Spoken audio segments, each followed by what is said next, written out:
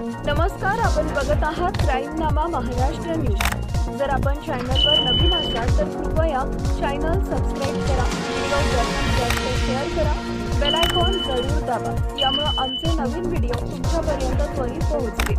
आता वळूया आजच्या विशेष बातमीकडे।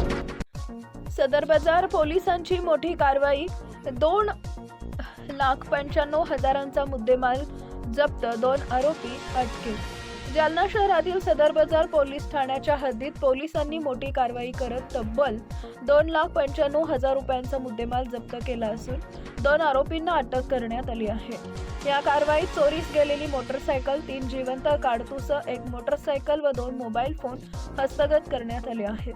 दिनांक 15 डिसेंबर 2025 रोजी सदर बाजार पोलीस ठाण्याचे प्रभारी अधिकारी शैलेश मस्के यांच्या नेतृत्वाखाली पोलीस पथक गस्त घालत असताना गोपनीय माहिती मिळाली। त्यानुसार कारवाई करत संशयितांची चौकशी केली असता त्यांनी चोरी व बेकायदेशीर शस्त्र बाळगल्याची कबुली दिली। अटक करण्यात आलेल्या आरोपींकडून 2 पिस्टल, 3 काडतूस, 1 चोरीची मोटरसायकल, 2 मोबाईल असा एकूण 2,95,000 रुपयांचा मुद्देमाल जप्त करण्यात आला आहे।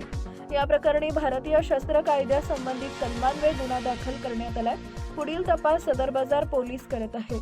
ही कारवाई पोलीस अधीक्षक अजय कुमार बन्सल, अप्पर पोलीस अधीक्षक आयुष नोपानी, उपविभागीय पोलीस अधिकारी अनंत कुलकर्णी यांच्या मार्गदर्शनाखाली सदर बाजार पोलीस ठाण्याच्या पथकाने यशस्वीरित्या पार पाडली आहे। तर काय कारवाई? सदर बाजारचं डीबीचं पथक आहे। आमच्या डीबी पथकला एक गोपनीय माहिती मिळाली की एक व्यक्ती करणसिंग ठाकूर हा पिस्टल विक्री करता जाणार आहे असे माहिती मिळाल्यावरनं रोहनवाडी पुलाच्या जवळ आमच्या डीबीच्या पथकाने सापळा लावला होता। त्या ठिकाणी एका मोटरसायकलवर करणसिंग ठाकूर आणि अक्षय उर्फ अक्की विजय पाचगे हे दोघं जण मिळाले।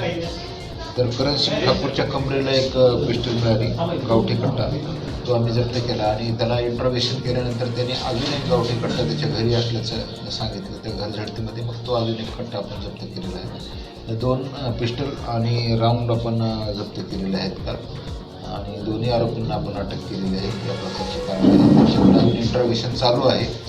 ही कामगिरी सदर बाजार पोलीस स्टेशनचे पोलीस निरीक्षक संदीप भारती, त्याचबरोबर दिलीप भाजपचे शैलेश मस्के PSI, त्यानंतर हेड कॉन्स्टेबल रंगे, हेड कॉन्स्टेबल कावळे, head constable Tejankar, head constable Munjal आणि पोलीस कॉन्स्टेबल लोंढे यांनी ही कामगिरी केलेली आहे।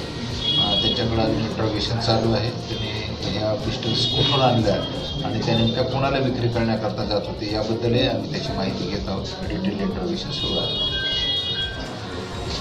पुन्हा एकदा विनंती, कृपया चॅनल सबस्क्राइब करा, व्हिडिओ जास्तीत जास्त शेअर करा, आपले विचार कॉमेंटच्या माध्यमातून आम्हाला जरूर कळवा।